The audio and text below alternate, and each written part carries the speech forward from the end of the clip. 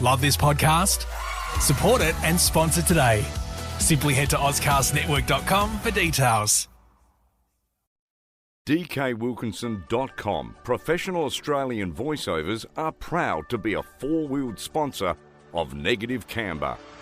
DKWilkinson.com. With over 10,000 commercials voiced and an international award for a commercial advert. Commercial and corporate, we do make a difference. Phone messages for under $10. DKWilkinson.com. Your professional wordsmith. This podcast is proudly supported by Matt Hall from DR Kart South Australia, HandyPay, SA's leading personal lender, Patrizzi Course, and Tindo Solar, Australia's only solar panel manufacturer.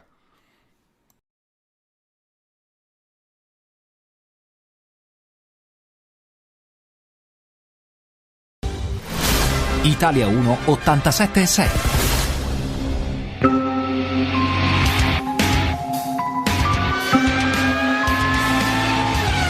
Now on Radio Italia Uno, it's time for Negative Camber, the official motorsport show of Scuderia Ferrari Club Adelaide. This is the opportunity that Senna's looking for, and he's going through. Ouch! Oh my goodness, this is fantastic! With Jamie and Lee, from karting to Formula One, we have news, interviews and the lowdown on all the latest events in the motorsport world. Get my gloves and steering wheel. Gloves! Mark, gloves! Steering wheel. Gloves and steering wheel, yeah. Come on! Move! Right now on Radio Italia Uno, 87.6 FM.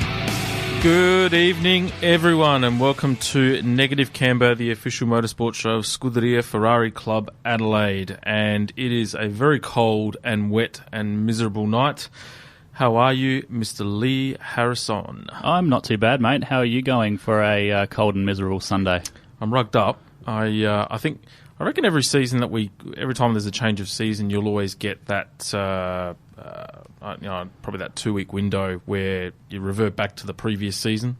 So I think we're getting that last cold blast of winter before we really start to get into spring and then also summer. It seems to really be teasing us at the moment. Really nice and sunny during the week, and then you get to the weekend and it's cold and miserable and wet. It looks like the same ahead of us for the next week. It's going to be nice and sunny again tomorrow, and then I've looked ahead at the forecast because we've got an 11th birthday party next weekend, and the weather's looking crap again. So I wish it could just be a bit more predictable for us.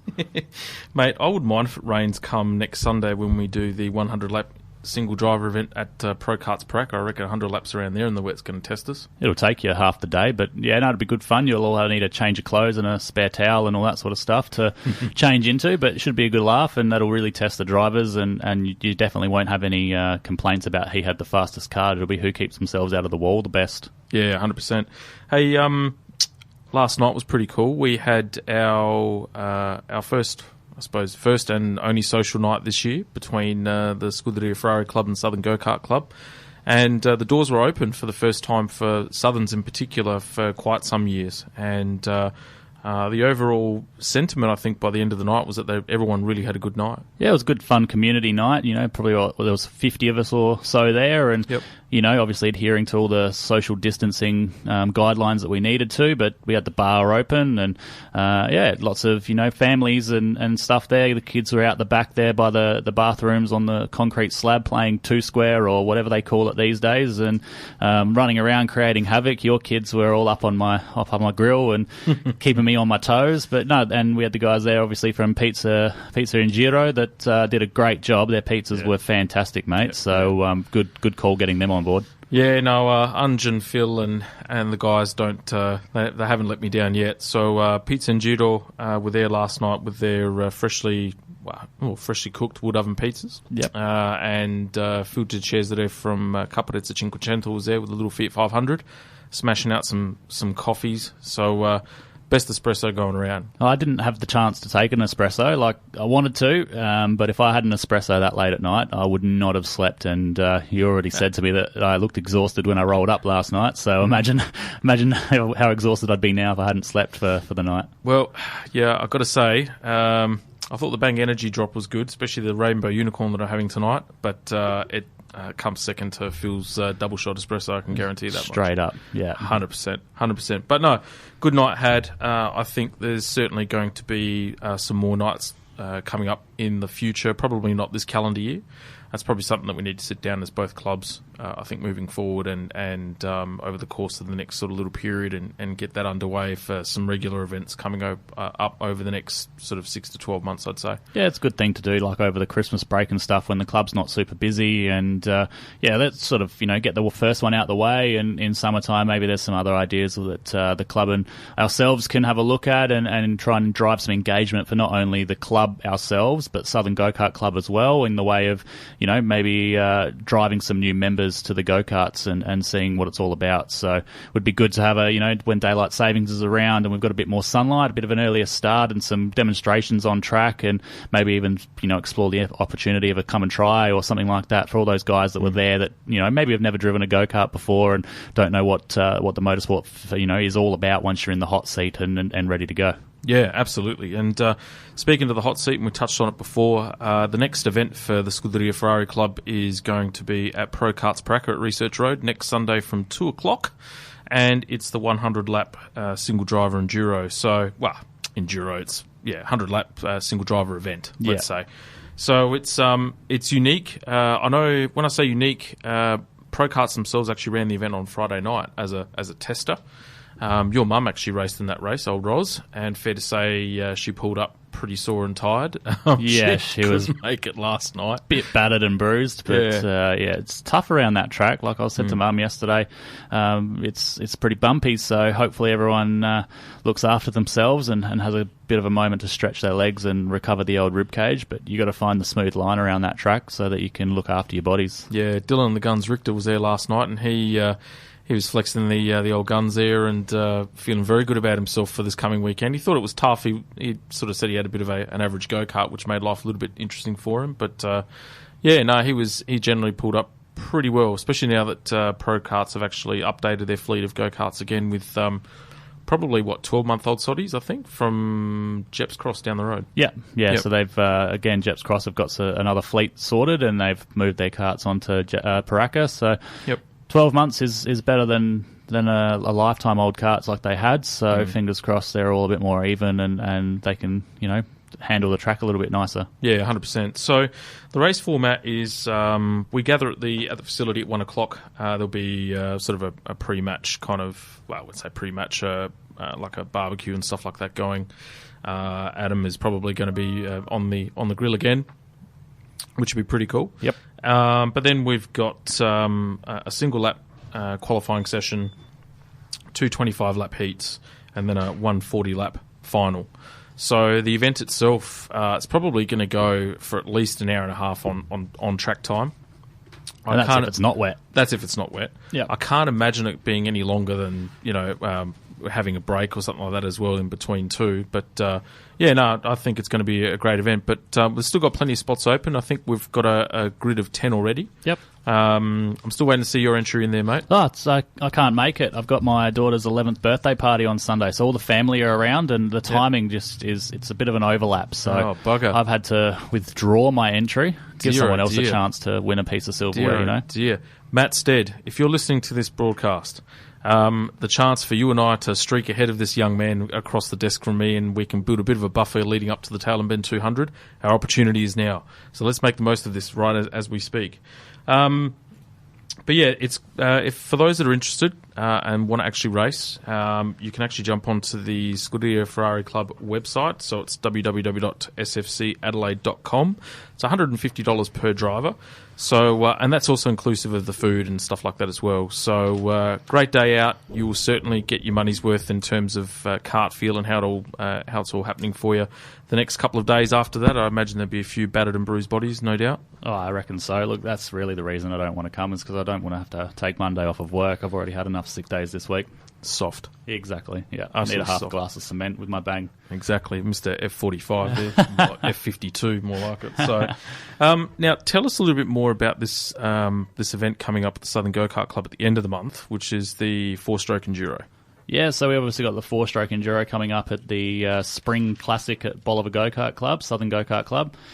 2 drivers, 80 laps. We're going to share the same kart, do driver changes. We're just working through the finer details now as to how all those driver changes are going to take place and where they're going to take place. Mm-hmm. Still doing some sums in the background, whether we're going to need a fuel stop and a mandatory pit stop time for the middle pit stop to check the fuel loads. Yep. But yeah, it should be good. Hoping to get about 15 to 20 teams to make it a really solid event. Mm-hmm. We've capped, driver pairings, so we're trying to encourage the more talented drivers, the guys with loads of experience, to try and pick a driver who has not really done as many laps around as Bolivar, to help them come along with their kart setup. Ideally the better driver jumps in the not so experienced driver's go-kart and helps them along with setup and stuff, because guys like myself, we don't like to lose, so no matter how long we've been out of it and how much it's just for fun, the challenge is always there. So I hope you've got your driving boots ready, because you're going to have your work cut out for you. Geez, no pressure. No, the pressure's on your shoulders, because we're going to be up there. We're a pretty strong team, so fingers crossed you hit your marks. Yeah, Team Negative Canberra we are. We're old 55 is coming out of, it was going to be retirement, but not so much. Well, not me personally, but the go-kart she's going to be ready, don't worry. That's good. That's good to hear. Yeah. The new ones should be almost ready too. Oh, yes. I was going to call it B52, but no, S40 Mark II will be up and running soon enough. But no, I'm looking forward to it. I think it's going to be a great day, a long day. We've actually got a show that night as well, so I don't know how we're going to pull it off. But we like to torture ourselves. We're going to have to head straight from the track by the time that finishes here into the studio, and we'll probably still be in our race suits. So whoever's producing the show for us that night is going to, have a sight for sore eyes. Unfortunately, I may have to negotiate with Mark and the GM and everyone to maybe do a delayed start for the show and do a special edition at 8 PM Negative Canberra or something like that. Just have to do it from Bolivar Go-Kart Club. Well, that's possible too, but we'll see. My kids want to see me at least for half that day, but we'll take it from there. But what we'll do is we'll head off onto a short break. This is Jamie and Lee on Negative Canberra from the studios of Radio Italia Uno 87.6 FM. We'll come back with our karting segment, and then the big moment for us, Greg Rust at 7:30. Radio Italia Uno. You're listening to Negative Canberra the official motorsport show of Scuderia Ferrari Club Adelaide, with Jamie and Lee on Radio Italia Uno 87.6 FM. Welcome back, everyone, to Negative Canberra, the official motorsport show of Scuderia Ferrari Club Adelaide, here at the studios of Radio Italia Uno on 87.6 FM. We're now talking karting thanks to DKWilkinson.com. DKWilkinson.com, professional Australian voiceovers, are proud to be a four-wheeled sponsor of Negative Canberra. DKWilkinson.com. With over 10,000 commercials voiced and an international award for a commercial advert. Commercial and corporate, we do make a difference. Phone messages for under $10. DKWilkinson.com, your professional wordsmith. Thank you very much, young Darryl, good colleague of mine from Tindo Solar, is a good mentor of mine here behind the mic as well, because he used to do the same thing back in Queensland. A gentleman, and thank you very much for your support, mate. So the four-stroke state championship trophy was held at Monarto last weekend, the first official state championship for the four-stroke category here in South Australia. And it was held at the Monarto Club A track, which was an anti-clockwise direction this time. Circuit length is about 1.02 k's long. Reasonable technical challenge for the drivers. It's a combination of some minor undulations going up and going down. So you go up the drag strip and then wind around the bend and then come back down the hill, basically.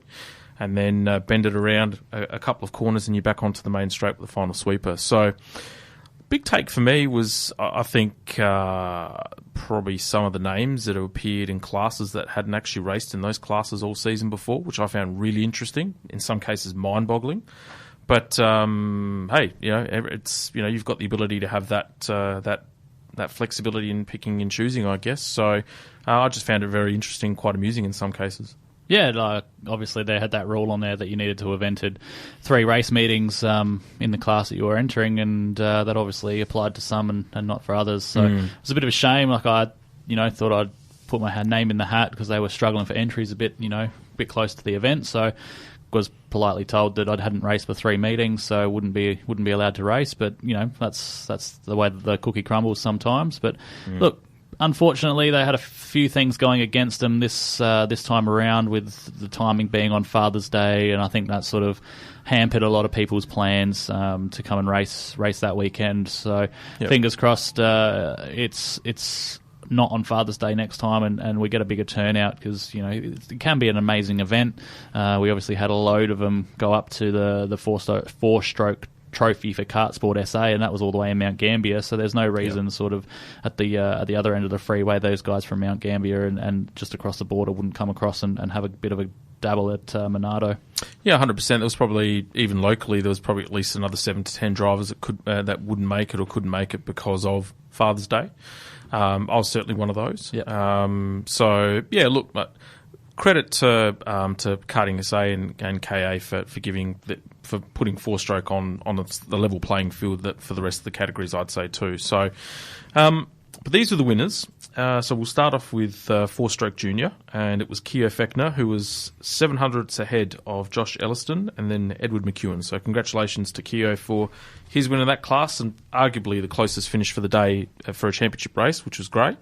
7/10 is, you blink an eye and it's done, basically. Yeah, it should be like that at Monarto, especially in these karts. It's all about momentum. If you have a smart race and latch on the back of a fast person and tow along with them, you're going to have a close finish. So good to see that the juniors raced clean and fair, and you had a good close finish at the end of it. Yeah, so the next class was the Supermax Heavy class, and Jay Lemura's tip for Tim Murphy came up trumps. Somewhat fortuitously, but I guess overall for the whole of the season, Tim's been the standout in that class. So, karma kind of comes around and goes around, I guess, and so Tim probably got what he deserved, really. And when I say fortuitously, Paul Pidham made a surprise appearance in the TD Racing Praga in Supermax. So that came out of the blue as one of the late entries for that particular meet, and Paul was dominant in that class. And then come the final, I think at the end of lap 1, if my memory serves me correctly, he's clipped a curb going into the first corner. I might be wrong, but yeah.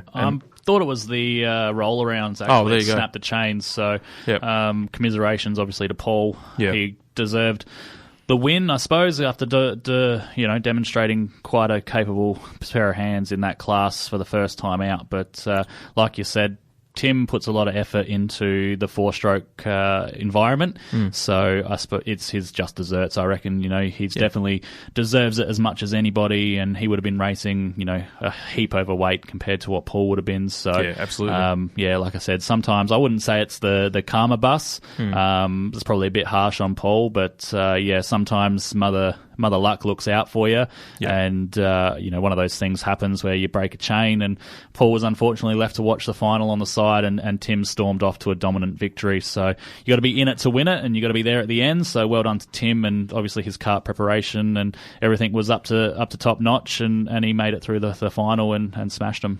Yeah, 100%. And look, Tim's been driving like that all year in that class. He's been the closest battles that he's had really were Whyalla, and then at Southern Go-Kart Club in that last meet when it was a small class, but he had to fight for that win. So kudos to him. Four-stroke senior light was next, and Callum Belmonte, surprise winner. I haven't seen much of Callum, so I don't really know too much about him, but he was quite dominant over the whole weekend, so kudos to him. Anthony Ormsby was second, and then you had Brock Harrison third. So Cooper Brown was probably should have placed, if not maybe won, but he had a front wheel fall off during one of the heats, or the actual final itself, which led to a DNF, which was a pity, as he had the pace to at least finish top 3 for sure. Yeah, and again, one of those things, you're in a rush because you're racing a couple of classes over the space of a day, you forget to do a bolt up, and unfortunately for Cooper, it's come back to haunt him. But again, I don't know much about Callum either. I think he might be from down that way or Mount Gambier or something like that, but Anthony's normally pretty honoured, and for him to finish second, and Brock again, they spend a lot of time in the four strokes, so it's good to see these guys getting rewarded with a state trophy for their efforts. Yeah, Anthony's has debuted an Ian Williams Scorpion kart which is quite unique in the respect that it's actually placed on, the engine is placed on the left side of the chassis instead of the right. So everything's kind of flipped and reversed compared to what we normally drive conventionally. So I know that they've gone down a development path with that kart, and it's been getting the results. So kudos to IWT as well as to Anthony for driving very well and getting the results out of it. In the 4-stroke medium class, Will Rowe took out the honours there from Joe Baroni, and Cooper Brown got third in that. So congratulations to all three guys. Will was, fair to say, pretty dominant. Joe would show some cracking pace early on, but just missed out to Will, who's really been the sort of the more dominant driver in that category for the second half of this season so far. Yeah, once Will sort of stepped into the medium class, he's, come along in leaps and bounds. He's won most of the events that he's taken part in, so again, well rewarded for his efforts that he's been putting in to cut laps and be on the pace. So good to see that Joe Barone was up there as well. Again, Cooper Brown third, probably deserved better in lights, and he's always been at the front as well the last sort of few meetings that I've seen him driving, so testament to the DR kart guys there. Yeah, absolutely.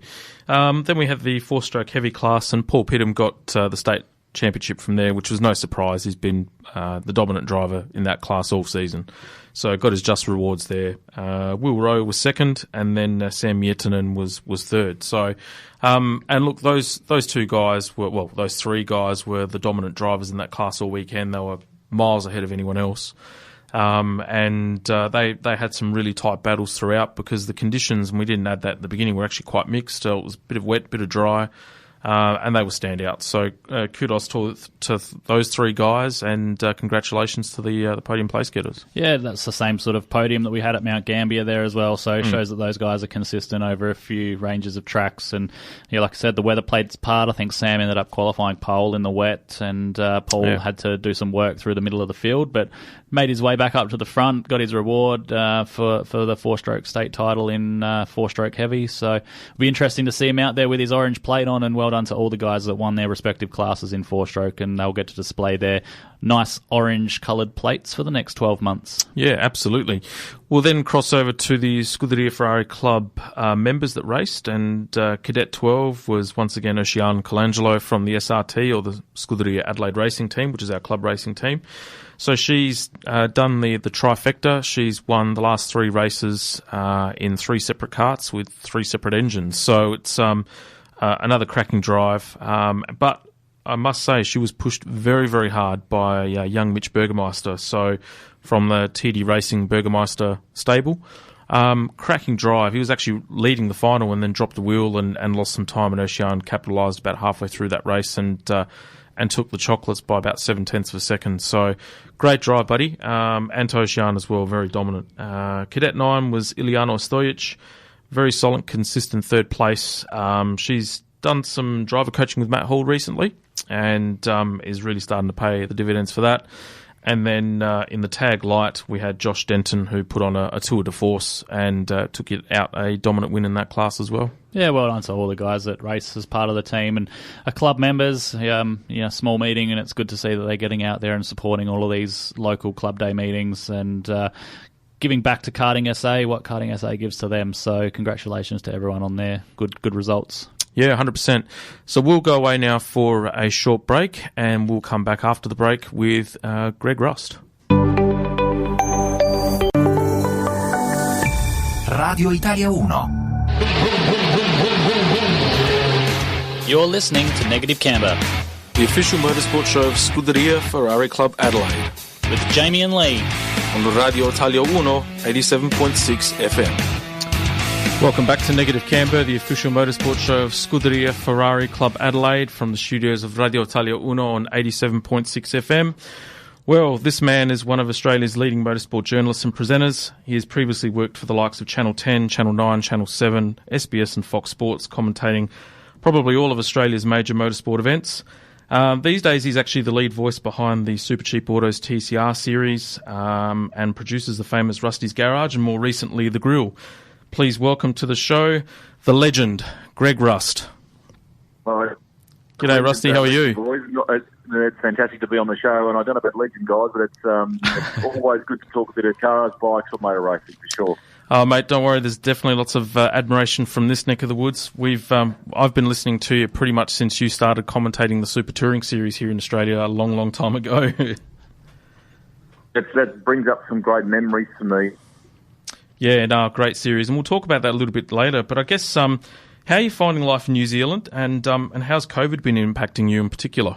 The challenges obviously at the moment with lockdowns on both sides, that makes life a little bit tougher. But I am involved in a variety of different projects, some of them on this side here as well, working with Sky in New Zealand, and I've spent a good chunk of time at the beginning of the year in Australia working on the TCR Series for 7. So when the bubble was in action between the two countries, it was very effective. But others have been way more affected than I have. So I certainly can't complain. My wife's a Kiwi, so we've been living here since the end of 2017. We were in Sydney for sort of 20 years prior to that, and she grew up here, so that's the reason that we're in this part of the world, and that's been a significant lifestyle change, but a very nice one. Yeah, very nice. That's how'd you come about the grill and that project? How did that all come about?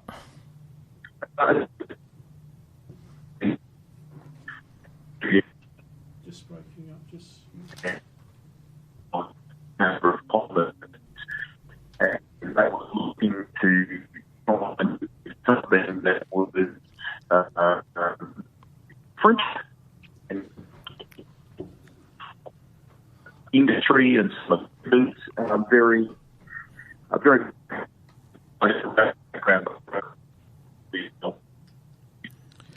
Yeah, and others. I'll just break up a little bit there, Greg, mate. Just move around for a little bit. Sorry, mate.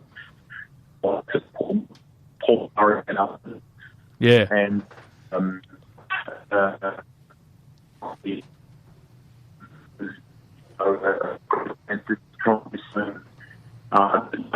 radio show. Sorry, Greg. Rusty's garage, but I've thoroughly enjoyed it. So far, it's going as well. That's all right, mate. Sorry, mate. We've just had a little bit of a break up there, so I'll have to get you to move around a little bit. So apologies for the break in transmission. So, how did you get into motorsport commentary? It kind of came about a little bit by default in some ways. I was racing go-karts. I was very average at that, and basically the karts were at a major race meeting in Sydney this particular weekend. It used to be called the Triple Challenge over the Australia Day long weekend. It was a very famous event that involved supercars, the Australian Superbike Championship, and then at night time when all the circuit racing ended, they would fire up the drag strip, and it just became this awesome event. Anyway, the karts were there this particular year. I wasn't racing. The club asked me would I go and talk to Andy Raymond and Greg McShane and others that were commentating at the time over the big screen and the like. I did that. I was a bit reluctant to do it at first. And at the end of it, the producer said to me, have you done this before? I said, no. He said, do you want to do it again? I said, yes. And so the journey kind of commenced. I worked at the time in finance and banking, and I started more or less moonlighting on weekends, and I went off and studied and learned. I had quite a significant career change in my early 20s, and a very supportive boss at the time who encouraged me to pursue it, which was, and family for that matter too, who were right behind me, which is good. I thought my parents would freak about a massive change of career and perhaps some of the uncertainties around that, and they couldn't have been more supportive. And off it went. Yeah. And I guess for yourself, I mean, you've probably commentated with so many, I suppose, famous motorsport identities. Who are some of the most memorable people that you've worked with, and why are they memorable for you? Very fortunate to do a couple of events with the late great Murray Walker. That is uppermost in my mind, given his passing this year. And he could not have been a greater example of just how you go about things. He was universally loved by everyone in the Formula One paddock, incredibly down to earth, despite all the things that he'd achieved. He really should have been knighted, in my opinion. So there's one example at one end of the scale. Work's afforded me the opportunity to do interviews with the likes of Will Ferrell, Mario Andretti in the motor racing realm, to call Barry Sheen, a colleague and a friend, was enormously special, very, very special. Yeah. And they're things I don't take for granted, guys. There are moments where I do pinch myself and count myself very, very lucky to have. However, those moments have come about to have crossed paths with them. It's very cool. Yeah. Tell us a little bit more about Barry, because I remember in the early days, especially with Channel 10, when you guys were covering the MotoGP together, and then RPM as well with Bill Woods. I mean, they were some really special times. But what was Barry like? Just bigger than we perhaps realised here in Australia. I mean, in the UK, he was a genuine rock star. I mean, if you went to any events with him in the UK and you saw the adulation and paparazzi and things like that, I mean, he was massive. And yet in the same breath, we would be out at a restaurant in Adelaide for the Adelaide 500 or something along those lines, and he would freely stop and talk to anybody, have a great conversation with them. He'd be very interested in their car, their motorcycle, their family, whatever it may have been, in terms of the topic of conversation at the time. He'd always have a laugh and be up to cheeky hijinks. Life and work for him, we'd be counting down to the start of a broadcast, and he'd turn to you and he'd look you in the eye and he'd say, "Here, let's have a laugh." That was his mantra. He wanted to ensure that it was fun, and it's a philosophy that we could all take a bit of something out of that, because it's true. If you're enjoying yourself with your radio show that you boys do such a good job with, that passion seeps through the speakers to those listening at home. If you're having fun, they're generally having fun too. Yeah, look, and that's something that I guess from our perspective we certainly try and do is to articulate what can be a really complex and technical sport and sports, because we cover more than just tin tops. It's MotoGP as well, which we'll touch on shortly. To try and articulate our passion, but then keep it simplistic so the everyday listener can understand is a challenge, but it's one that we actually really enjoy trying to unravel, I guess.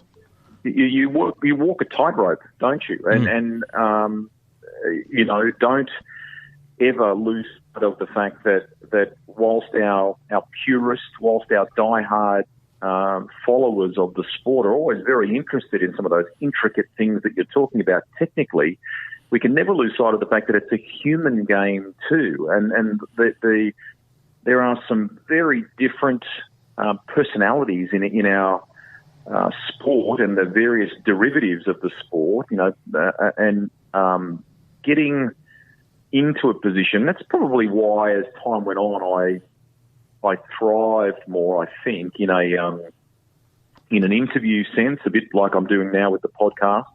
Yep. But also in the pit lane with various forms of racing, and whether that be just pit lane commentary or hosting from the pit side of things. I just thrived in that environment because all I was endeavouring to do, my philosophy was really simple, and that is, if I can try and think of what the audience at home would be contemplating or thinking at the time, and then try and get the person I'm with, at the end of the day, the people don't want to hear from me. I'm a conduit to the people they really want to hear from, the driver, the rider, the team member, whoever it might be, and getting that person to showcase some of their personality, to come forth with the answer that the audience at home wants to know.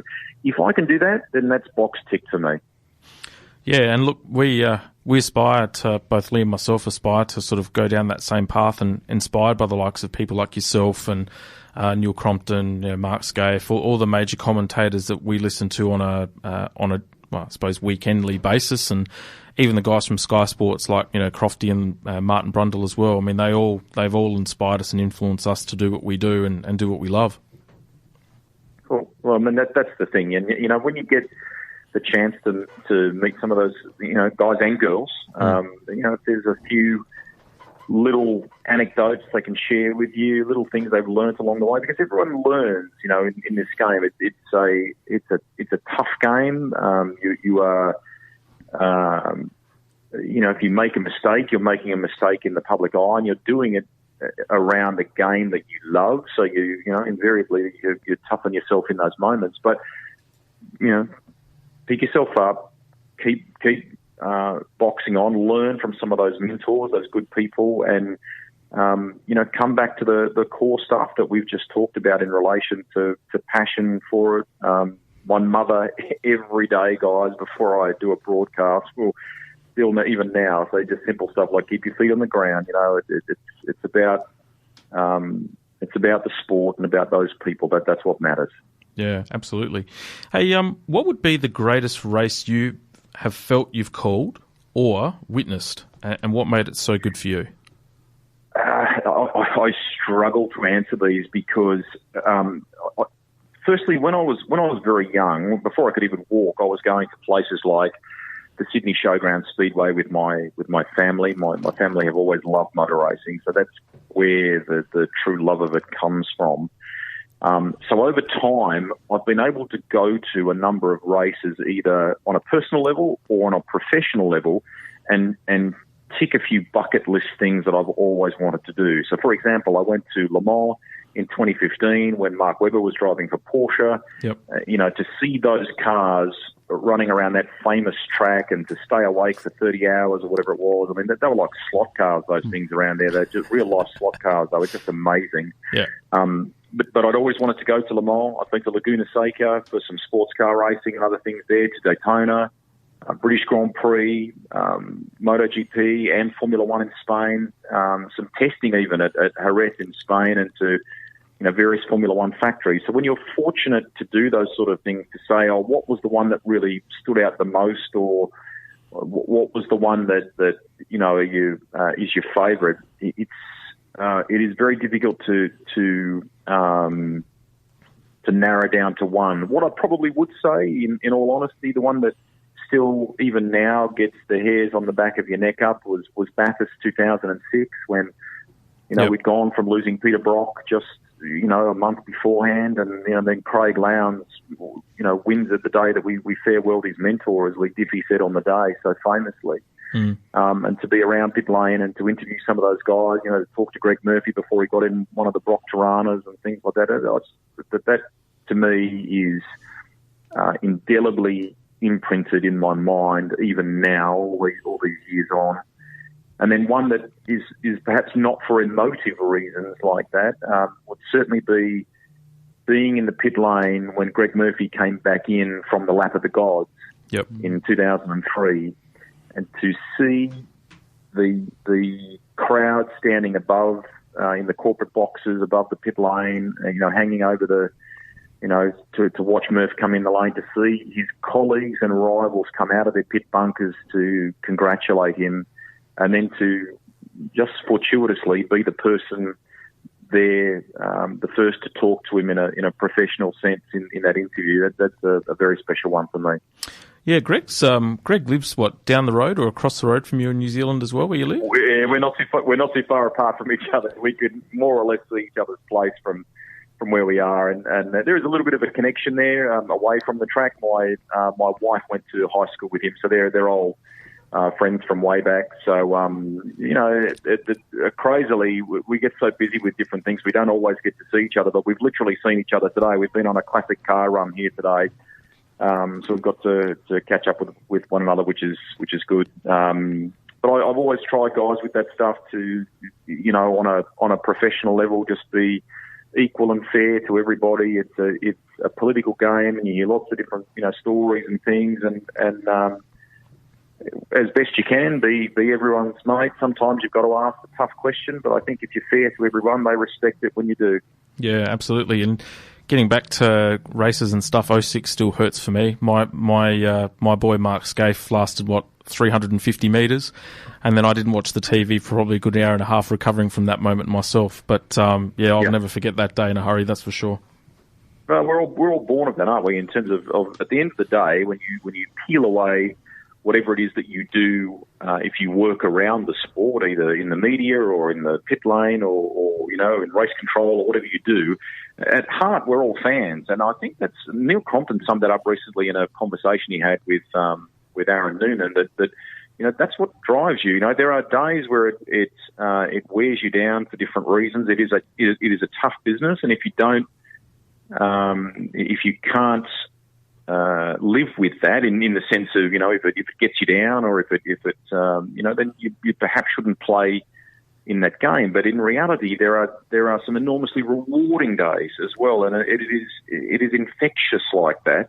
And no matter what, people like Neil in particular, they've just always had a deep love of the sport, and whatever it is that they're doing around it, the very first thing at their core in relation to that work is a pure love for the sport.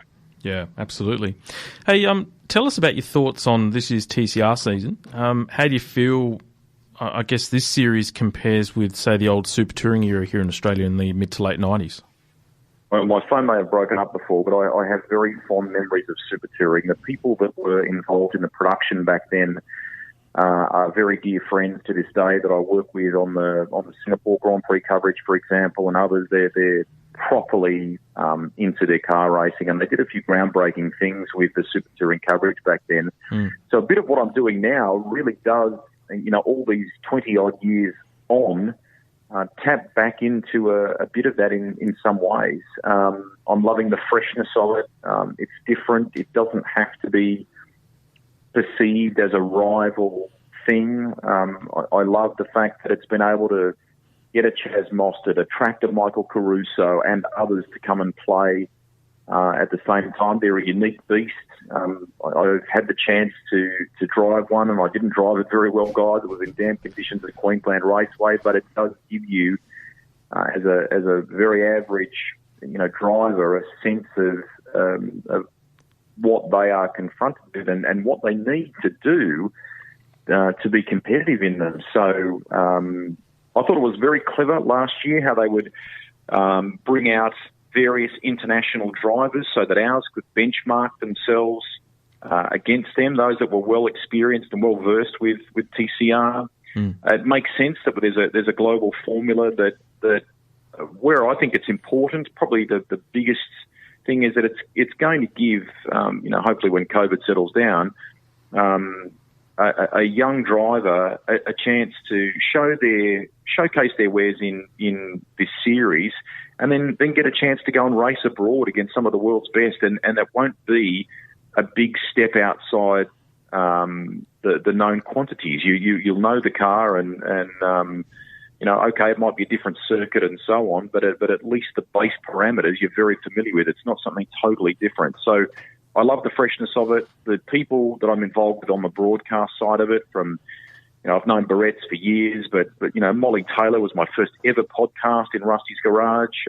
David Reynolds and I are constantly laughing. And Jack Perkins is someone that, let me tell you, we talked about Barry Sheen at the top of this call. I can remember Baz bringing a very young Jack Perkins into the commentary box at Winton, and he would have maybe not even been a teenager back then. He might have been 10 at best. Yep. And to see him and the way that he has applied himself and taken what he knows about race driving, and then worked with people like Barrett's and some of the good people at Channel 10 that I've known, worked with over time, and then just working with him. And he soaks all that up, and he's got a great choice of words. He's enormously genuine on camera.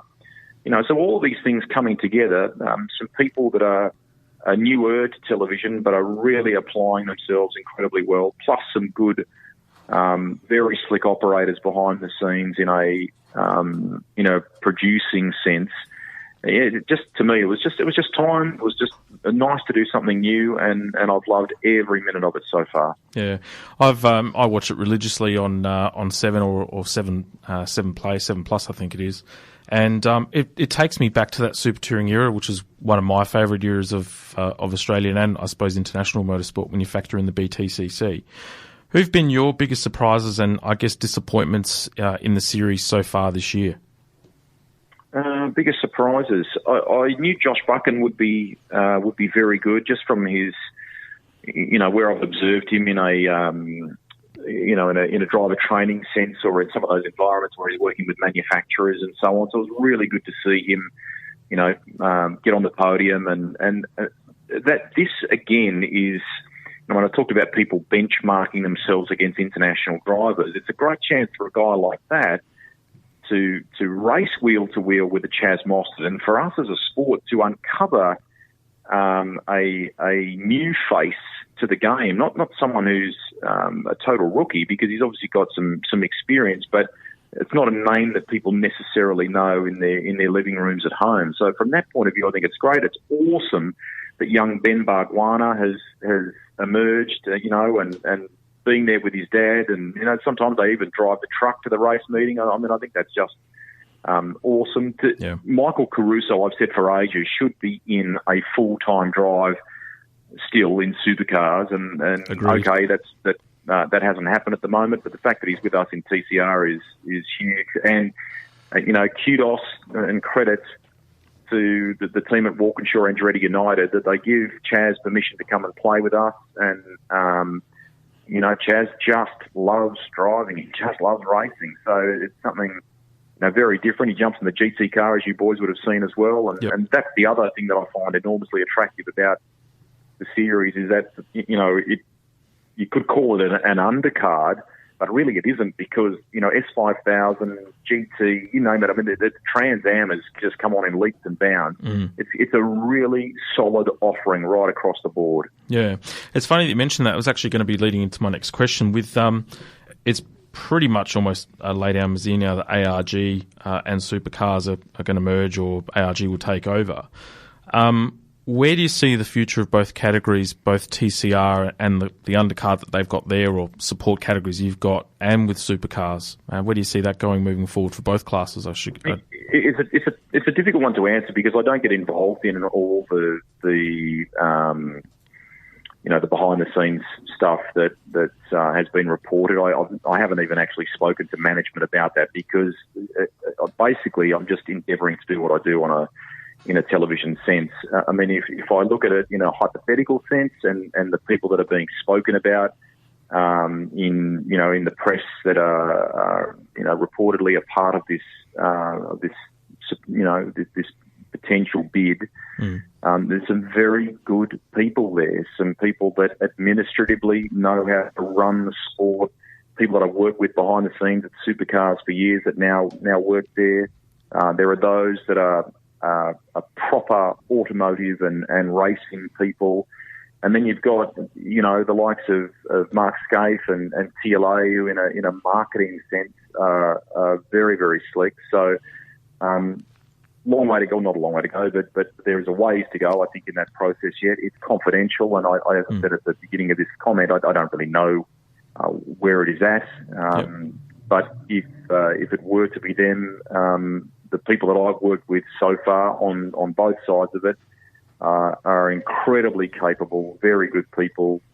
If, and I underscore that word, if it were to be them, they'd have nothing but absolute support from me, because they're good. And let's just stop for a second and think about the rival bit here as well. To think that you could garner interest reportedly from the likes of Peter Adderton, Mick Doohan, the Smiths, Paul Morris, the Brisbane Broncos.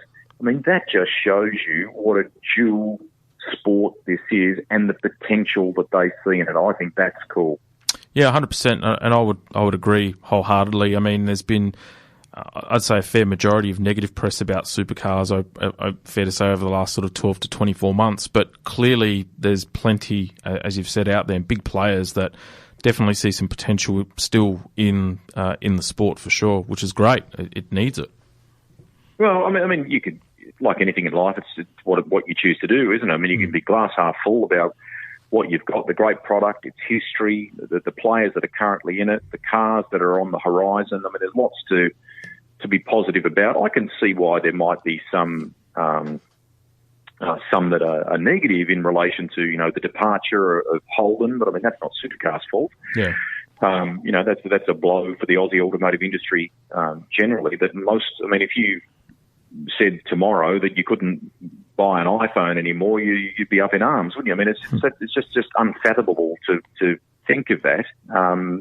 But like anything, in the same way that AFL and rugby league continue to evolve, and how we have to sit back and think of ways to attract younger viewers. And, my kids said to me tonight, for example, I have teenagers, and, they said to me tonight, Dad, we actually like that sprint race for qualifying at the Italian Grand Prix. Yep. And to me, I'm a purist. I sort of said, oh, really? I enjoyed it. I was thrilled for Daniel and all of those things. And at the end of the day, I still love racing.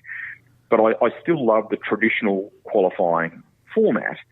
But what it made me do was pull the blinkers back for a moment and go, hang on a minute. This is resonating with young kids who are, liking Drive to Survive and may not have necessarily been Formula One fans before, and they can see the beauty in a quick, snappy race.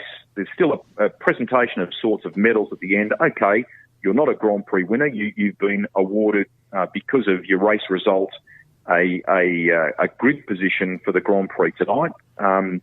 But I did have to stop for a minute and go, you know what, just because I love the traditional stuff doesn't mean we shouldn't be doing things and trying things to ensure that we embrace a younger audience as well. And that can be in lots of different ways. Race formats, what the cars and the category looks like generally, but importantly, the way that we engage with fans, the things that we do to connect with fans. Us here talking on the radio, we already love it. That's done. What we need to do is to get our friends or our friends' kids or whatever it might be that only have a passing interest or might only be interested in it because you and I are watching it, to watch it a bit more regularly, to get acquainted with a Cam Waters or to learn about Brock Feeney or to get behind Shane Van Gisbergen, whatever it might be. That's the stuff we need to be working on, whoever wins that bid. Yeah, here, mate. And look, we would have, and I do have so many more questions that I'd love to cover, but we'd have to go to our 8 o'clock news break. Thank you so much for coming on air and joining us, mate. It's been an absolute pleasure. I do want to do this again and probably as a proper podcast and have you on for as almost one-to-one, and we can talk for hours if you wanted to. But it's been a pleasure to have you on our show. Thank you so much. Thank you very much. Keep powering, guys, and it was a pleasure to chat. Hope everyone enjoys the GP tonight. Cheers. Yeah, see you, mate. Thank you. Ladies and gentlemen, Greg Russ will be on to our 8 o'clock news break.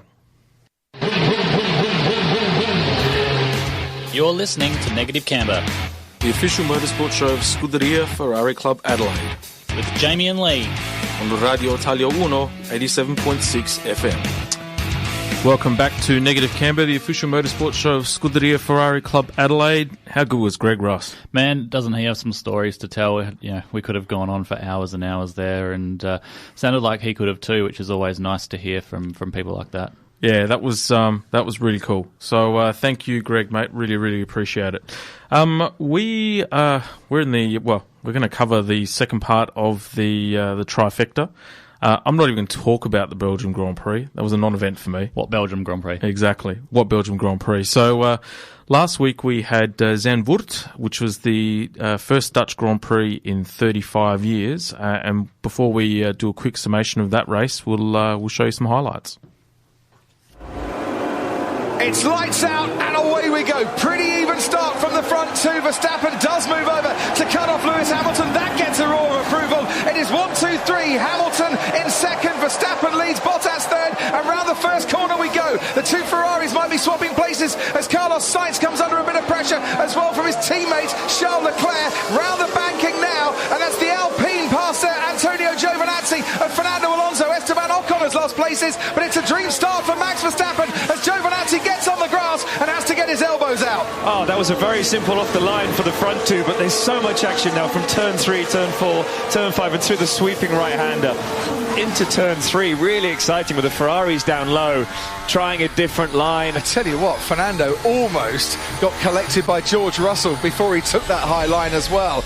We're on board with Antonio Giovinazzi now, who lost places on that opening lap as he sees the Alpine coming right into his field, and we had to take a step back from our monitor there. Did he touch there? Little bit, yeah. And every lap in practice they've done the high line, and then suddenly in the race they've decided that the low line is the better line. in comes Lewis Hamilton for his first stop of the race. And I say first stop of the race because I don't expect those medium tyres to go between now and the end of 72 laps. Max is going to react. That's all he has to do today. Just cover Lewis. I was going to ask the question, do they cover Lewis Hamilton and respond? And that's exactly what Red Bull are doing. And if you think Mercedes pit box is tight, well, it's even tighter for Max Verstappen. But in he comes, 3.6 seconds. Lewis Hamilton was stationary. 2.7 seconds. Max Verstappen was stationary. So this is the race win for Verstappen or for Hamilton. Or is it for Bottas? If he's going longer on a one-stop, do Mercedes think that could be the best way to run this race now? I'll tell you what, Max Verstappen has caught Valtteri Bottas at a good time here. He ran wide through the entry to the chicane there, which would have put him on the back foot. And look how close Max is now. Yeah. This is his opportunity. But look how close Lewis is as well. Valtteri has done a sterling job here to try and hold up Max Verstappen. He's not going to hold him up any longer, because with DRS, there he goes. And you can hear the roar from the Dutch Lions in the grandstands, but you can also see the marbles that are being flicked up into the air when he went offline. Now, going offline is Valtteri Bottas to let Lewis Hamilton through. And the upshot of the last 5 or so laps is a 3.5 second advantage for Max Verstappen over Lewis Hamilton is now down to just 7/10.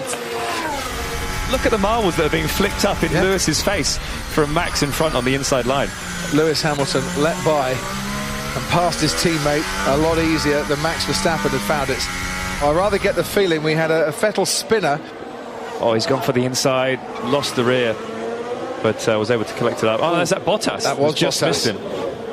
Well, that's going to take a bit of time off Valtteri Bottas's charge towards Verstappen and Hamilton. He lost about 1.5 seconds, 1.5 seconds in that first sector because he was the car having to take evasive action. Up to Perez, 1 second. Let's try and hold him up. Yeah, let's go, Daniel. Let's go. You're going to hold Perez up here. And this is Daniel Ricciardo being told to hold up Sergio Perez, but hold on, it's not easy. He's got his mojo back today, isn't he? Fantastic.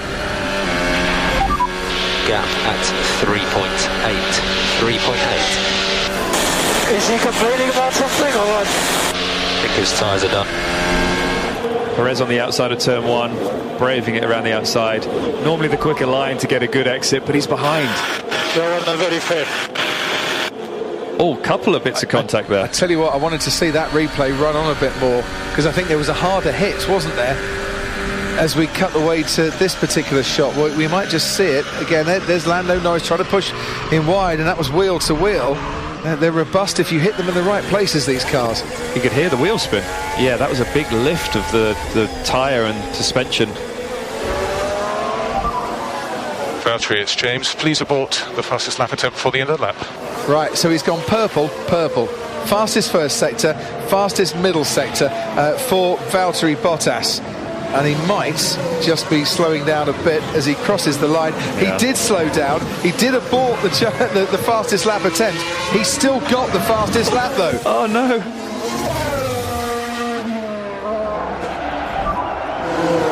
I need that extra point, guys.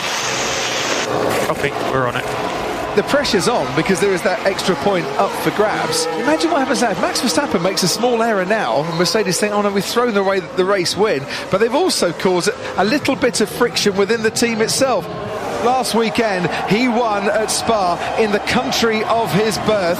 This weekend in Holland, he is going to win as a Dutch driver, a Dutch national, and it is double Dutch delight for Max Verstappen, who crosses the line to win the Dutch Grand Prix. Tiesto waves the flag. Turn up to the max. Listen to that roar. Fantastic, isn't it? What an atmosphere. And, you know, if you're here and you're watching and you don't support Max, it doesn't matter. This is such an amazing atmosphere. This is Formula One. The crucial thing for Hamilton is can he get the fastest lap of the race on the last lap of the race, and he does. So he wins that extra point for the fastest lap on a day where he and Mercedes were second best to Max Verstappen and Red Bull. But that is a really, really mature drive. And what a present to your fans. Race win. Well done, mate. That was epic. That was epic. You've won your home race. You were brilliant today. Enjoy this lap and enjoy the podium. Thank you very much, guys. Amazing strategy. We were really, really sharp today. And nice pushing 72 laps here. I love it. Great job, guys. They've come here for a festival and a celebration. So he drapes himself in the flag of the Netherlands. Have a listen to that. What a triple header this is. The washout at Spa and the race that never was. The sunshine and the celebrations for Max Verstappen here at Zandvoort, and who knows what Monza will bring us. One thing we can say, it'll be another fast and frenetic race.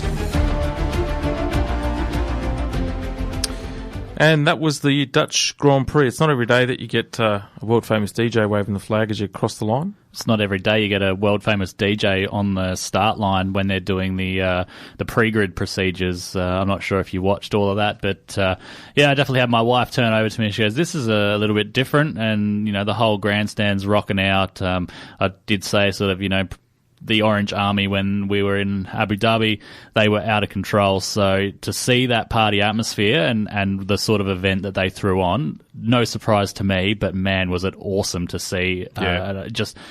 It's got to be on the bucket list now, I reckon, to go to one of those events at Zandvoort like that. It's something to see. 100%. Scary part was it was only 3/4 full because of COVID restrictions. So imagine if they had a full house. Yeah, you'd be having people jumping fences and knocking down gates, I reckon, especially if Max is still, you know, as strong as he is now. Yeah, 100%. So the top 10 for that race was Max Verstappen first, Lewis Hamilton second, Valtteri Bottas third, Pierre Gasly was fourth, Charles Leclerc fifth, Fernando Alonso 6th, Carlos Sainz 7th, Sergio Perez 8th, Esteban Ocon 9th, and Lando Norris in 10th. In summation, Max dominated the event, probably more or less as expected. I mean, the reality is that he was going to go to a track with, you know, all of the Dutch behind him. There was probably one Lando flag that I saw, and that was it. So he was pretty much, the car rolled out from the truck on Friday and it was hooked up, and it didn't look like it was ever going to go anything less than first for the whole weekend. Yeah, like you said, to be expected. We saw how flowy the track was and the makeup of the track, and we know that with Red Bull's philosophy and high rake there, the downforce that they were generating was always going to be an advantage and hard for Mercedes to overcome. It was a little bit closer in qualifying than I think that everyone was expecting, but you know, Max did pull a double gear halfway up the straight from the third corner, and had a couple of other issues like his DRS not opening as well. So yeah, like I said, a little bit too close in qualifying for comfort, only a few hundredths in it, but then once the race did get started, he really drove away with it. But I mean, crazy to think with all that pressure, he basically had the whole nation on his shoulders. At 23 years of age, he could still put that aside when the visor dropped, and not make a mistake for the whole race. Like, that's just an absolute calmness that is befitting of what is possibly going to be a world champion. Yeah, look, he was very much on form, no doubt about it. But it's funny that you talk about downforce configuration. So Jay Lemura has done some homework, and the high downforce configuration of the Red Bull actually suited the circuit better than Merc, in particular in the transition from the right-hander into turn 2, merging into the bank left-hander out of turn 3, which is the Hugenholtz corner. So that section of the circuit in particular for the Merc was actually losing about 0.18 of a second to Red Bull consistently in qualifying, and then the gap was actually bigger in the race. Mm-hmm. So there was actually other cars that were faster than the Merc in that section, but were slower around the rest of the lap as well. So there was definitely some aerodynamic elements that didn't suit the Merc. And the dynamics of the car entering the banking are actually really complex as well. So when the car is actually still changing direction from, say, the previous corner to the approach of turn 3, visually the Red Bull completed turn 2 earlier. Right, meaning that Max could actually easily get the car from the left-hand side on the exit of turn onto the right-hand side of the track for the approach into turn 3. So the Merc would actually still be scrabbling on exit at a point where Max was already able to steer his car positively to the right All right, so as a consequence, the Mercs would actually line up into the corner and actually tend to be lower and would compromise going through the banking a lot of the time as well. Part of that's just from their actual more downforce. They could carry more mid-corner speed through the right-hander and then hold a tighter line as well, whereas with the front-end understeer that the Mercs generally have, which sees them faster at sweeping corners, not rather than the tight, twisty tracks like this, they were pushing a little bit and then had to do more work to get back across the right-hand side of the track, which they couldn't complete successfully. You know, we have the same situation when you're coming out of the pit corner at Bolivar there, for all of the listeners that are familiar with the Southern Go-Kart Club. If you don't get a good run out of that pit corner, you can't get across to the left-hand side properly to come through the middle corner there. So that's the same premise as they're having there. Yeah, and so Bottas had reported in their first session on Friday that they had excessive understeer in the middle sector of the lap. And so when they made changes, what it actually did was to cure it, it actually gave them understeer throughout the first sector. All right, so the understeer was actually likely what was causing the Mercedes, I guess, defining problems through the first half of the lap. And then the team were also speculating as well post-event that because they run a longer wheelbase, the Mercedes it didn't help them either. So with both drivers are actually finding that they were grinding the right front end plate on the banking. So what it meant was that the longer wheelbase would actually cause the car to dip more from air disturbance from the rear. And so what that meant was that the rear was actually causing the front end to sort of scrape and sort of almost square the corner off. Whereas the short wheelbase cars, like say the Red Bull, for example, which run that higher rake, that would actually be exasperated, right, to where they'd be loading the cart, and hence it was actually turning the corners a lot better and a lot faster as well. But that third of the lap was pretty much what set the speed for the Red Bull up for pretty much the rest of the race, rest of that lap. Yeah, you watch through qualifying and generally through the race as well, that was the only spot where the Red Bull was faster than the Mercedes, was in that first sort of 1/3 to half of the lap, and then the rest of the lap through the longer straight coming out of the Hugenholtz corner there, and through the flat out right hander, the Mercedes would start pegging back its time. So yeah, like I said, that's where the Red Bull's picking up its time again in the change of direction through the right left chicane before coming towards the last corner as well. They were comfortably 0.3 faster than the Mercedes through that little section as well. So that's just, again, that shorter wheelbase helps with the change of direction, and the car just looked way more stable through the weekend. Yeah. The other thing I noticed too with the Red Bull is just how much quicker Max looked going into turn 1 and into turn 2 compared to the Mercedes. Like, that car just looked like it was on rails from all weekend. Like, I haven't seen a Red Bull look that good since probably the Sebastian Vettel era, to be honest. Yeah, we heard Greg Russ talking about slot car like before, and it was literally like the car had found its groove and it was just hanging on, and Max couldn't do anything wrong, like I said. But the pressure of that event, having to perform in front of those fans, like you said, I think there was not one other colour than orange in the grandstands, so to have that weight and still perform, it's good that the team gave him everything that he needed to make it happen for himself. Yeah.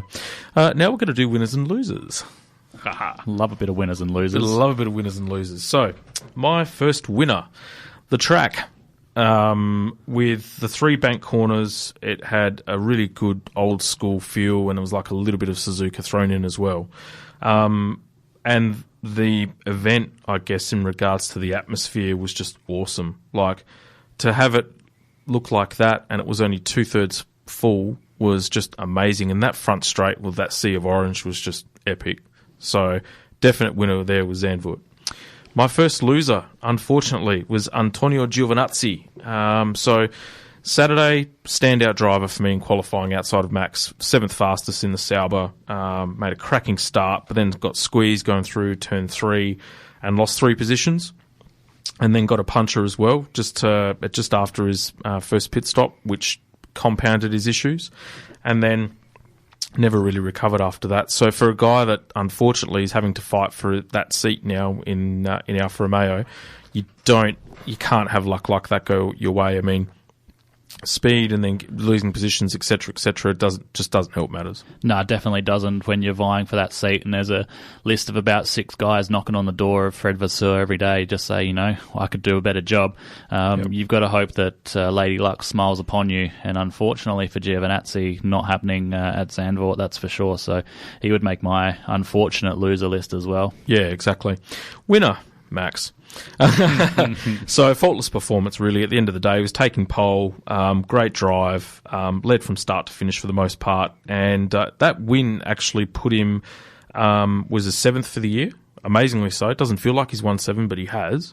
But it's actually put him above Sir Sterling Moss as the driver with the most wins ever without winning an F1 title yet. Yeah.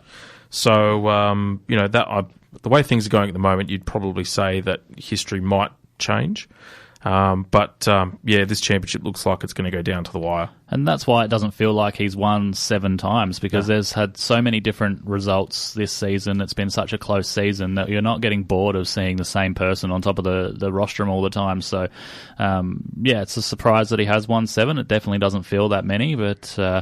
hopefully looking strong for another one this weekend at Monza. And like I said, I've said it 3 times, the pressure that was on his shoulders, just a winner to come out of that and not make a mistake and keep that level of concentration and focus the whole weekend.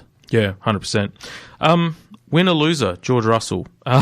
So, winner for getting the coveted second seat next to Lewis Hamilton and Mercedes. But, how long do we call that? Yeah, that's 6 been months the ago. worst kept secret in Formula 1. But then, in terms of his race at Zandvoort, it was crashed in qualifying, and then but he actually ran outside the points in P11 for that race. Battle with Lance Stroll, but then a combination of a 5-second penalty for speeding in the pit lane and then a gearbox issue kind of compounded his issues. So, winner, loser. Winner, Pierre Gasly. Probably the most complete drive or weekend of his career, I would say. So, he pretty much got every ounce that he could get out of that AlphaTauri. Qualified 4th, finished 4th, just raced impeccably. Yeah, he's doing everything that he can to, put himself on the shopping list of every other Formula 1 team.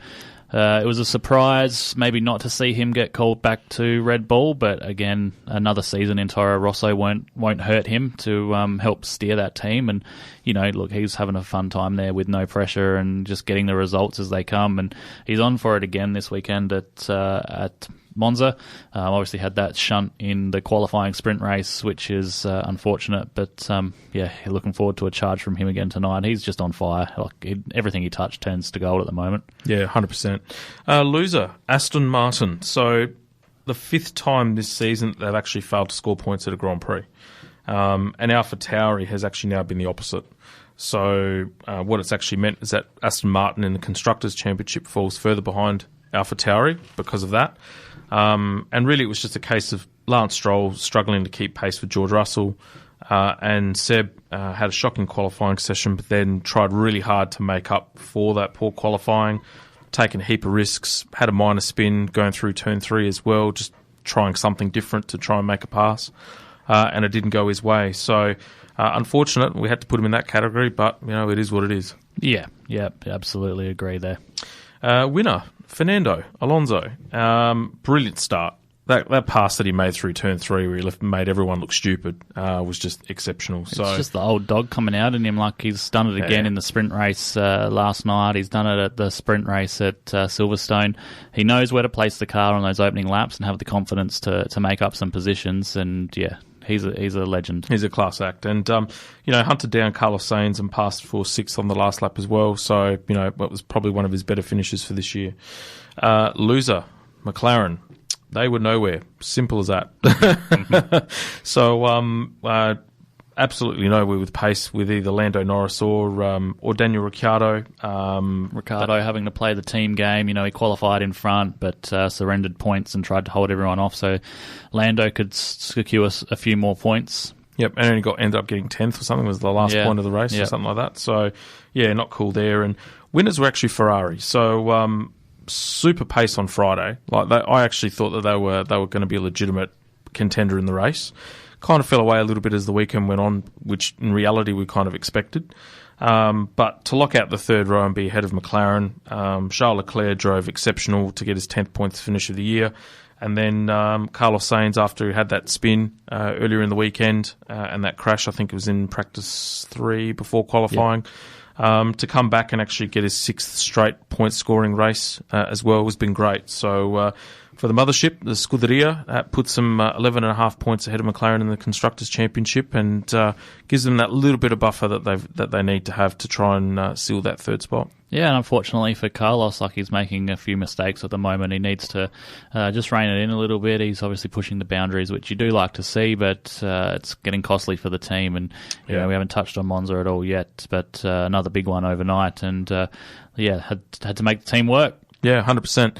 So we'll come back after a short break, and we'll continue to dissect the Grand Prix a little bit, and then we'll follow with MotoGP. You're listening to Jamie and Lee on Radio Italia Uno, 87.6 FM, Negative Camber, the official motorsport show of the Scuderia Ferrari Club Adelaide. DK Radio Italia Uno. You're listening to Negative Camber, the official motorsport show of Scuderia Ferrari Club Adelaide, with Jamie and Lee on Radio Italia Uno, 87.6 FM. Welcome back to Negative Camber, the official motorsport show of Scuderia Ferrari Club Adelaide. It is 8:34 on this very cold Sunday night.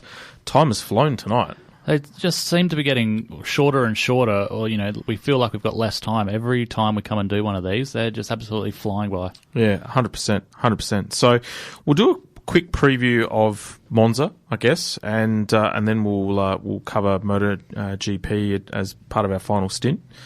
Very interesting with the sprint format this weekend. So qualifying was held on Friday night with the Mercedes front row, I guess you could say, but... Lewis had the perfect opportunity to capitalise and cement a front row spot and botched it. Yeah, absolutely. He didn't get away at all off the line very well. But, kudos first and foremostly to Valtteri. 100%. He set his lap time with no toe and was towing Lewis and was still faster than him. So, again, it's like this lack of contract and Mercedes signing up George Russell has freed him, and he's about to say to them, look, this is what you've just missed. So, unfortunately, he's got a grid penalty because he's put a new power unit in, so he's going to be starting the race from last tonight. But I'm super excited for his charge tonight, and let's just say I'm thinking if I had to put my house on anything, it would be that Bottas still makes it to the podium tonight. Yeah, he was talking about that overnight too, how he was really confident he was going to be able to do that. And look, he's definitely got the car and the pace to do it. For a track that's so characterised by long straights and straight line speed and perfect zones for DRS, etc., it is still very difficult to pass. Yeah, I mean, when you're racing against cars that have the same motor as you do, or the same deficit in terms of motor that you do, but you look at Hamilton struggling to pass the McLarens last night, what you've got to remember is that McLarens have a Mercedes power plant in the back of them. So they've got every single tool that Hamilton has to fight the battle, and Lando was just inside of Daniel's draft, which was, obviously giving him a benefit down the straight. And if Lando's clever with his battery deployment, he just deploys it all in those couple of straights where Lewis is going to be strong and look for the pass, and you can't get past him. So I have a feeling that Bottas coming up behind the back of the likes of the Haas's and the Alfa Romeos, and even then the Aston Martins have got a straight line deficit this weekend. So I feel like he's going to make a lot of progress quickly. And again, if I was a betting man, or if I was on the pit wall, I'd say look for him to be starting on a set of hard tyres and coming in for a very late pit stop and throwing on a brand new set of softs, no fuel in the thing, and turning the track into some fire. Yeah, absolutely. Lewis overnight was talking, almost conceding that Max has got this one in the bag, which not a good feeling or expression if you're fighting for a world championship to concede like that. I mean, it's very unlike Lewis. Normally, it's all out there. I'm going to fight. I'm going to do this. I'm going to do that. So I still think that he's got some say in this race tonight. In particular, if Danny Rick actually gets into that first corner first. Yeah, absolutely. And you know my feelings on Lewis. He likes to have a bit of a whinge at the moment, and it was 5 times within the first 5 minutes at Zandvoort he was on the radio having a cry. So not surprising to hear him having another whinge and faking that he's out of this race. But you can understand it a bit with the pace advantage that Verstappen has. If Verstappen gets into the first corner first, he had 15 or 16 seconds over the McLarens last night. So by the time they come in for their first stops, he's going to be 15, 20 seconds up the road from Lewis. So that's a big advantage to overcome. It's going to take some very tricky strategy on behalf of Mercedes to overcome that deficit. And like we've seen many times this season already, the Mercedes strategy team, when they're under pressure, not always the best. So look, he's up against it. He's definitely got to get a way better start than he did last night, and that'll be the first item to tick off the list, and then we'll see how the Grand Prix plays out. I think his saving grace is that he's actually in the draft of Max coming off the line. Yeah. So if he can use some battery deployment, if Max somehow has a poor start, but that then leaves him on the outside going into the right and then the left, which is a notoriously tight chicane and has always proven to be some sort of conundrum, let's just say. So, hey, if we get a race like we did last year, I definitely won't complain. And starting fourth, you're in that fight with the, the guys that are trying to make every last little spot that they can on lap 1. So who knows, could even be crashed out before he gets past turn 2. So it's going to be an interesting start. You've got a lot of good movers coming off the back. You've got Bottas, you've got Gasly that are all going to be looking to make up, as many positions as they can. Some other guys under pressure to make up positions because they know they won't further on in the race, like Stroll and Vettel. So, it's going to be an interesting start. Let's hope that Danny Rick gets off the line well and doesn't do a Hamilton from last night off of P2, so he can fight for what is hopefully going to be a podium. Sure, 100%. We're now going to go into MotoGP. We've got about 20 minutes left before the show ends, and it's just absolutely flying. So what we're going to do is we're going to recap the Silverstone Grand Prix, and then you're going to lead this one, mate, in terms of the Silverstone analysis. Very excited. I know, I'm looking forward to it.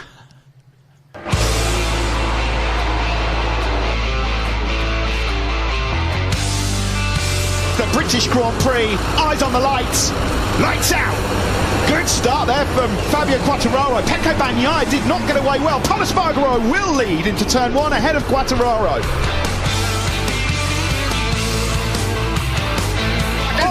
Marquez has taken down Martin. They had a bit of a nudge over at turn 7, and now there's contact and they both go down through turns 8 and 9. Marc Marquez and Jorge Martin are down and out. Can you believe it? Marc Marquez down on the deck yet again. It's going to be another potential DNF for the 8 times world champion. Let's see what happens here then. This was into turn 7. Now watch, there's contact from Marc Marquez and Martin here. That nudges Marc Marquez wide, and then they'll go down the hill and into turn 8. Martin gets it a little bit hot inside. You'll see him again in a minute, and then he has to flick it right, but a tight line, and then contact back from Marc Marquez. What a start from Pol Espargaro, number 44. He said he wanted to learn from 1 or 2 riders. It's an Espargaro 1-2. Pole leads from Aleix. Keeping it in the family. Brotherly love at the front of the British Grand Prix. Brilliant move that by Aleix Espargaro. Pol Espargaro leads on the Repsol Honda from his brother Aleix on the Aprilia. Imola 1997. The Aoki brothers, Nobuatsu and Takuma. They were the last pair of brothers that stood together on a Premier Class podium. And across the line, Pol Espargaro leads, but the fastest lap is his brother Aleix in second. That's a late lunge, a late attack on the brakes. Too late. He was never going to make that work, was he, Aleix Espargaro? He's got to be patient here. He's quite comfortably reeling in Pol Espargaro ahead of him. It's Espargaro on Espargaro down into Vale, turn number 8.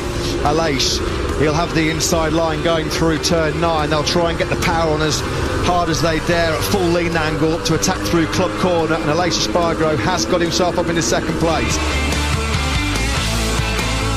Alex Rins goes through on the world champion Joan Mir. The race winner here in 2019 moves up into 5th. There's a move coming here from Alex Rins on Pol Espargaro. He set that all up through Village. Set it up through Village, pinched the inside line from Pol Espargaro, going into the loop.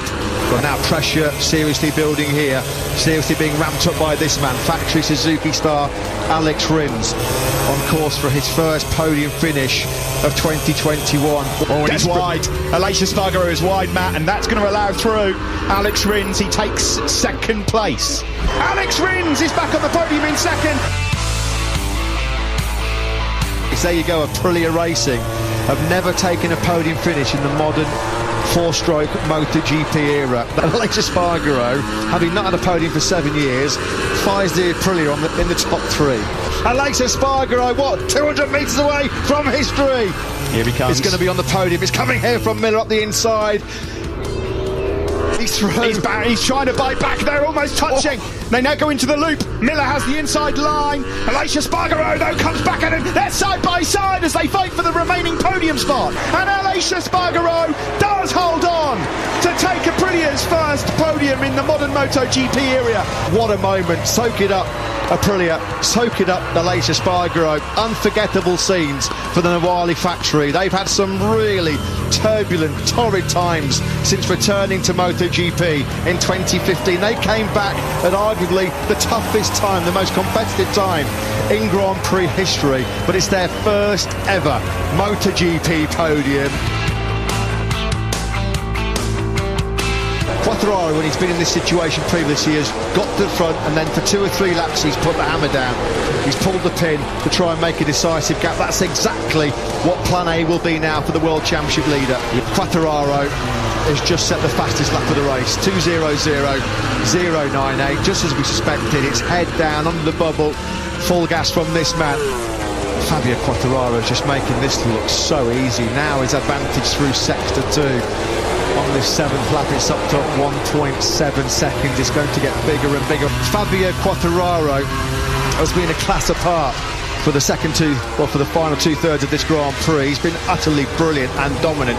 The checkered flag is out, and Fabio Quartararo is the British Grand Prix winner. Vintage performance by Fabio Quartararo. Look at the swing in the championship. Fabio Quartararo, 65 points clear of Joan Mir, Johan Zarco and Pecco Bagnaia. That trio had an unforgettable, absolutely brilliant job by the 22-year-old from Nice. 65-point lead with 7 races to go. The first Yamaha rider to win here at Silverstone since Valentino Rossi 6 years ago. And there we have it. That was the recap of the Silverstone MotoGP. And well done to Fabio Quartararo, who was the convincing winner at that GP. And second place, we had Alex Rins. Third, Aleix Espargaro. Fourth, Jack Miller. Fifth, Pol Espargaro. Sixth, Brad Binder. Seventh, Iker Lecuona. Eighth, Alex Marquez. Ninth, Joan Mir. 10th, Danilo Petrucci, and we'll run through the rest of the Italian riders in the field. We had 12th was Enea Bastianini, 14th, Francesco Bagnaia, 15th, Luca Marini, and unfortunately Valentino coming up 18th in that race to the demise of any Italians in the crowd. But like I said at the start there, Quartararo absolutely smoked the field. He is absolutely running away with this championship. It would be what we would call his to lose, I suppose, and doing Yamaha proud. Yeah, look, I would probably go as far as saying that he will win the title well before the season ends. Yeah, one of those, without a shadow of a doubt. Marc Marquez moments. It'll be 4 or 5 rounds to go, and he'll be wrapped up, celebrating. Yeah, I haven't seen a season as consistent as this since probably when Marquez was at his peak. Marquez is looking like a shadow of his former self at the moment, I can tell you that much. I haven't seen him crash this much since probably Jorge Lorenzo when he was in the Yamaha and when that rival between him and Valentino was at its peak. Yeah, we're talking about Marquez's crash there. What did you make of it? Did you see it? And what are your thoughts? In a category that is so easy to pass, to take a risk like that so early in the race was completely unnecessary. Especially, look, I won't knock his lack of confidence, but, how many more tumbles can a guy have? He's crashed every event that he's raced in this year. And another one overnight at Aragon as well. But, yeah, I agree. Twice in the lap, those two came together, and I suppose ultimately once at turn 7 there, and then the end of it at turn 9, and at lap 1, there's no need to be that ambitious. Yep. It's the best time to make up some points and some passes, but there's a long race to go at that point. So, a bit of a shame. Like you said, he's a shadow of his former self, and hopefully we can see him rebound and get back with it. But yeah, I think it's for Marc Marquez, I almost think that he's just trying to really rush the process. As a winner, but I also think he's still trying to prove that he's the top dog. Yeah. And it's almost like either, if it were me, don't rush the process. Take the time, get yourself right. Honda know who you are, and everyone knows what you're capable of. Don't try. It's almost like he's trying too hard now to prove it, because Quartararo is currently top dog. Yeah, and like this year could have just been a build year, build back into it, and then really go for it again next year. Get yourself fully right and make yourself sure that you can do the job again. Take your wins where you get them. He's been plenty fast enough. He's just lacking that little bit of consistency. Speaking of crashes, Rins came out after the event and said he feels like he's no longer scared of crashing, and that's after a run of freak accidents earlier on in the year and breaking his arm. He's been obviously riding a little bit reserved, but he reckons he's got that monkey off his back after finishing on the podium at Silverstone. Much needed for him, to be honest with you. I mean, he was having a shocking run there for a while, and at one point it looked like his seat may have been in jeopardy. Had he continued to have the run that he had, I have no doubt that he'd be under the microscope for sure. Yeah, it's his first podium of 2021, and obviously as the he was close to being top dog this year, and it could have gone his way, but he started making the same mistakes we saw Marquez make, and hopefully we see a bit of a resurgence this year from him now, and hopefully he can round the events out strongly. Sad for Valentino. It was looking really promising there when he qualified in the top 10 for Silverstone, and just like a rock, just sunk. Yeah, that was unfortunate. He's a bit upset with himself. It was his last race on English soil, and he's waved it goodbye with a shocker, unfortunately. So, hopefully he's got the opportunity to show some more speed with his actual team when he takes into that ownership phase. And we've not heard the last of him for sure on English soil. He'll be there partying hard when his team are winning races, but hopefully. The Battle of the Brothers, Espargaros, the first time since 1997 was the last time two brothers stood on the podium, Nobuatsu Aoki and Takuma Aoki. So how long do you think it is before we see Alex and Pol up on the podium together? They're coming on strong with that Aprilia. I don't know. I reckon by the end of the season. I really do. I mean, the Aprilia is coming on just in leaps and bounds. I think by the end of the season we might see it. Yeah, for sure. Yeah. If not, then definitely next year. And Pol's really starting to get a handle on that Honda as well. So he's coming along leaps and bounds. So definitely looking forward to that 1997 record being broken. Yep. Fingers crossed. They both deserve it. They've both been in the sport for a long time. Both multiple winners in other categories, and hopefully we can see them on the podium. Aprilia's first ever podium in MotoGP. Wow, there you go. Yeah, so long time coming. They'd had it in the two-stroke era. They'd been, front runners and won lots of races, but it's been the first podium that they've had since the new era of MotoGP has come along. Cool, that's awesome. And on that note, we're going to go away for our final break. This is Negative Camber, the official motorsport show of Scuderia Ferrari Club Adelaide, and you're talking to Jamie and Lee on Radio Italia 1, 87.6 FM.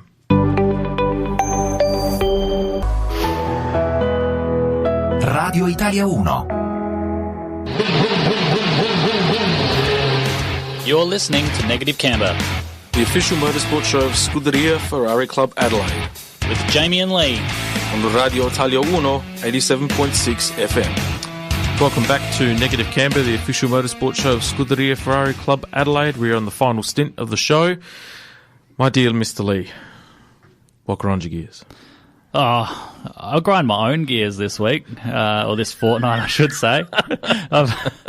I've recently gone out and acquired a little hand-me-down runaround Beep Beep Barina, otherwise commonly referred to as the Ning Ning by the children, and she's a manual. And I'm a big proponent of change those gears as fast as you can, and sometimes when you're not in sync with yourself, you can't find them, grind them comes to mind. So just out there making a fool of myself in traffic at all times, and You bunny hopping? I wouldn't say I'm bunny hopping, but this morning I was a little bit aggressive on the clutch release, and the kids were in the car, and we had a bit of wheel spin up the road, and they thought it was a bit of great fun. So, but a bit of grind my own gears action this week. Why not? What's made you want to go to something like a little beatbox? Just cheap to get around, and when you're only driving it up and down the road to get to work, and you just need something nice and easy to get to from A to B, and then back again. I suppose it's cheap on petrol. I reckon I used a quarter of a tank all the way from Fullerton to Wingfield every day this week. So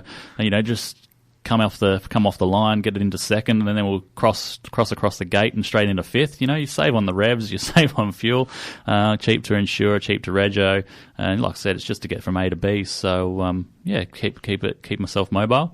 Was that the one that your mum was driving around, or we saw you at the bend that time, little red one? No. Mum's, I think hers is a Hyundai Getz, maybe. Yeah, that's right. But no, acquired this one through mate's sister, and been sitting around doing nothing for a little while. So I have a feeling the tyres are a little bit out of round. She's got a little bit of a vibration when we're moving along. But other than that, she's nice and cheap to run around, and I have some fun driving it. Kids got big excitement this morning. They've not been allowed to go in it yet, and we finally had the situation arise this morning where we needed to use it. So they got super excited running around and happy faces. It was good to bring you back that grounding. It's the small things in life sometimes that you take for granted and others find complete enjoyment out of. So that was a good experience this morning. So the truth be told is that you're actually prepping yourself for your next Hyundai Excel stint. This is true. Yeah, I didn't want that to come out just yet, but I literally took a guess at the just practicing those gear changes as fast as I can. But the gearbox in the old Barina is not quite as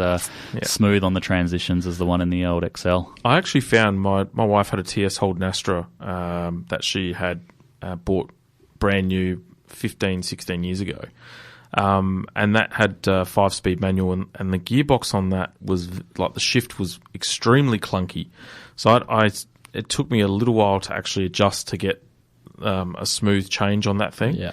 So if they're the same type of gearbox, I can completely understand what you're actually experiencing right now. Yeah, it's not very smooth across the transitions there. So like I said, now I just been getting into the habit of just trying not to change gears as often as possible. So we'll come off the line and get into second, and then like I said, we'll go pretty well straight to fifth most days and just cruise around so that we're not having to change gears. But yeah, like I said, cheap, nice little buzz box to get me from A to B, and does the job. So can't appreciate my mate's sister Kayla for sorting me out and helping me out with some wheels. Nice one.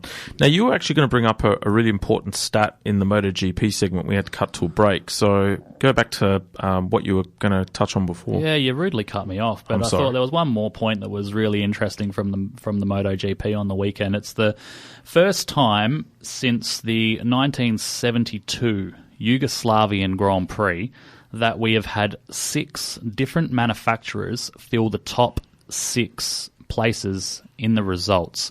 Really? That long? Yeah. So in 1972, we had the likes of MV Augusta, Yamaha, Koenig, Suzuki, Husqvarna, and Kawasaki.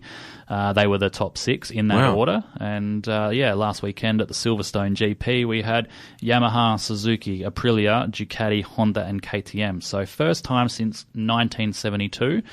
Very interestingly, 2 weeks earlier was only the 3rd time in history of the MotoGP or 500cc World Championship, as it was known, that we'd had 5 manufacturers finish in the top 5. So this is the 2nd time that this has happened, 6, and only 2 weeks ago we had 5. It just goes to show how competitive that field is. When was the last time we saw 6 different manufacturers in Formula One fill the top 6?